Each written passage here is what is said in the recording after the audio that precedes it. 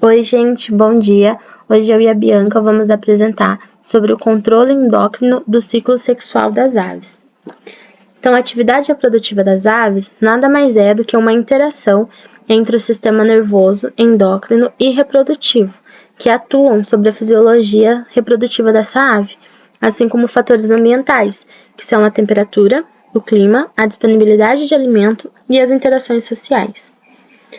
Entretanto, o fator mais importante é o fotoperiodismo, porque é ele quem regula, quem sincroniza a fase reprodutora da ave com a estação do ano, fazendo com que o ciclo sexual seja anual. Então, por exemplo, no verão e na primavera, onde os dias são mais longos, há uma disponibilidade maior de alimento. Isso facilita a sobrevivência tanto da ave quanto da prole. O fotoperíodo também implica em várias fases do ciclo reprodutivo da ave, com uma atividade cíclica, que é a liberação dos hormônios que influenciam nas atividades das aves, assim como a sincronização do relógio biológico dela com a fase sazonal do ano. A regulação e a maturação gonadal também é influenciada pelo fotoperíodo, porque justamente pelos dias serem mais longos, há uma incidência maior de luz solar sobre essa ave. Isso faz com que a produção de hormônios gonadais aumentem, como o LH e o FSH, que são responsáveis pela maturação dos órgãos reprodutores, como os testículos nos machos e os ovários nas fêmeas. A postura dos ovos também é influenciada, porque como há um aumento desses hormônios, há um aumento também na estimulação dos ovários e, consequentemente, a postura dos ovos aumenta também. O comportamento reprodutivo também é influenciado, porque como os hormônios aumentam, o comportamento reprodutivo também aumenta. Então, o macho, essas aves, elas começam a cantar, começam a exibir as suas penas, elas começam a procurar os seus parceiros e a construir os seus ninhos. O ciclo sexual das aves pode ser dividido em 3 estágios, onde no primeiro estágio a gente tem uma sensibilização da ave pela luz. Ela capta essa luz e, em resposta a esse estímulo, ela estabelece uma ação neuroendócrina reprodutiva. No segundo, há a estimulação do hipotálamo para a secreção de GNRH, que é importantíssimo para que o ciclo reprodutivo dessa ave aconteça. No terceiro, há a refratariedade, é quando o macho ou a fêmea, eles não estão mais tão receptivos ao acasalamento. Então, eles não exibem nenhum interesse sexual entre eles. Isso é importante porque previne que haja o esgotamento energético dessa ave. Então, a ave consegue direcionar a sua energia e a sua atenção para o choco do ovo ou para a sobrevivência do seu filhote, caso ele já tenha nascido. Tá, mas como funciona realmente o fotoperiodismo? O cérebro das aves, eles são muito sensíveis à luz. Então, como os dias são mais longos, há uma incidência maior de luz solar sobre ela. Assim que essa retina capta a quantidade de luz, essa incidência de luz, ela manda um estímulo para o hipotálamo, ele aumenta a produção de GNRH, que atua sobre a adenopófise, fazendo com que ela produza e libere LH, que na fêmea estimula a ovulação e desencadeia a produção de progesterona. No macho, ela estimula a célula de Leydig nos testículos a produzirem testosterona. O FSH nas fêmeas estimula o crescimento e o desenvolvimento dos folículos ovarianos e estimula também a produção do estrógeno. No macho, atua nos testículos e estimula as células de Sertoli a produzirem espermatozoides. Aí aqui eu trouxe uma tabelinha para ficar mais fácil, mais dinâmico de entender tudo aquilo que eu falei. Então, em época de verão e primavera, os dias são mais longos, as noites são mais curtas, então há um estímulo maior no hipotálamo através da luminosidade. Então, o hipotálamo, ele produz e libera mais GNRH, que atua na hipófise, que produz e libera mais LH e FSH, que vai atuar nas gônadas. As gônadas, através desse estímulo, vai produzir testosterona e espermatozoide nos machos, e na fêmea, ela vai fazer a maturação dos folículos ovarianos e a produção do estrógeno. Esses esteróides, a testosterona e o estrógeno, vai atuar sobre o cérebro e vai fazer com que desencadeie comportamentos reprodutivos. Então, de novo, o macho ele vai exibir a sua penagem, vai começar a cantar, e a fêmea vai começar a arrumar o ninho e vai ficar mais receptiva ao acasalamento.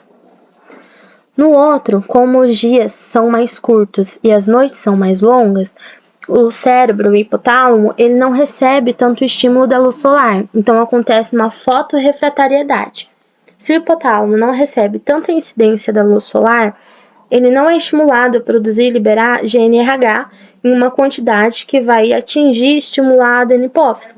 Se a adenipófise não for estimulada, ela não vai produzir e liberar LH e FSH de uma maneira que as gônadas sejam estimuladas a produzir esteroides. Se a gente não tem uma produção de esteroide suficiente, o cérebro ele não capta essa informação e transcreve ela para o comportamento reprodutivo. Então, a gente não tem o comportamento reprodutivo dessas aves. O ciclo reprodutivo das aves é regulado principalmente pelo LH e pela prolactina, por meio da liberação fotoinduzida alternada desses hormônios. Então, quando a ave percebe um estímulo como a luz, há a liberação de GNRH estimulando a produção de LH, e essas altas concentrações de LH marcam a fase ativa do ciclo. Em seguida, ocorre uma redução nos níveis de LH, por conta da fotorrefratariedade, quando o sistema endócrino do animal não responde mais a esses estímulos da luz, diminuindo a síntese de GNRH, levando a uma regressão gonadal e marcando o fim da época reprodutiva. Nesse período, então, os níveis de prolactina aumentam, e é possível que esses níveis altos de prolactina também estejam relacionados com a inibição do LH. No gráfico mostra o comportamento desses hormônios ao longo do ciclo. Então, após a fase ativa, os níveis de LH tendem a cair à medida que vai chegando a época de chocagem dos ovos, enquanto os níveis de prolactina aumentam. Aparentemente, esse aumento da prolactina é estimulado pelo comportamento de aninhar da galinha, por meio do contato entre uma região depenada do peito dela com os ovos, o que permite que as terminações nervosas sensoriais dessa região sejam estimuladas e enviem impulsos para o sistema nervoso central, permitindo assim que os níveis de prolactina permaneçam altos nesse período. Após a eclosão dos ovos, os níveis de prolactina começam a cair, enquanto os níveis de LH sobem pela época de postura de novos ovos. O LH é controlado pela ação do GNRH, via sistema porta hipotalâmico hipofisário. Nas aves, há 3 tipos de GNRH, o GNRH 1, 2 e 3. Ambos estão envolvidos na estimulação da liberação de gonadotrofinas, apesar da importância do GNRH2 ainda não ser bem definida. Existe também um outro hormônio que está envolvido no controle das gonadotrofinas, que é o GNIH, o hormônio inibidor de gonadotrofina. Ele atua inibindo a síntese e secreção de LH e FSH a nível de hipotálamo e hipófise. Já a prolactina ela é controlada pelo polipeptídeo vasoativo intestinal, conhecido como VIP. Ele é produzido pelas células neuroendócrinas do hipotálamo, e essas células emitem suas projeções até a eminência média, onde o VIP é liberado, alcançando assim a adenohipófise e estimulando a secreção de prolactina.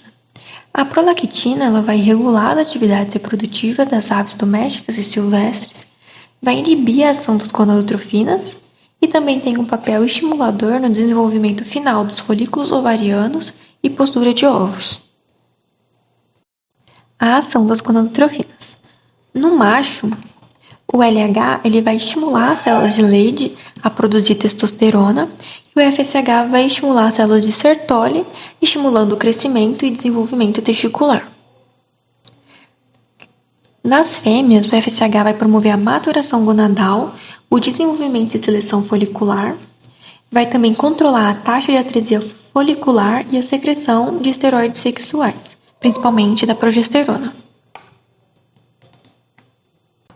A testosterona estimula os comportamentos sexuais masculinos, como o interesse sexual, e ajuda na manutenção da espermatogênese, e por meio da retroalimentação regula a secreção de GNRH e de gonadotrofinas. A progesterona, nas fêmeas, é responsável por estimular o surgimento da onda pré-ovulatória de LH e auxiliar a preparação do oviduto para a fertilização e incubação dos ovos. Já o estrogênio estimula o desenvolvimento do folículo ovariano e o crescimento do oviduto. Promove também a maturação dos órgãos sexuais e o comportamento sexual da fêmea.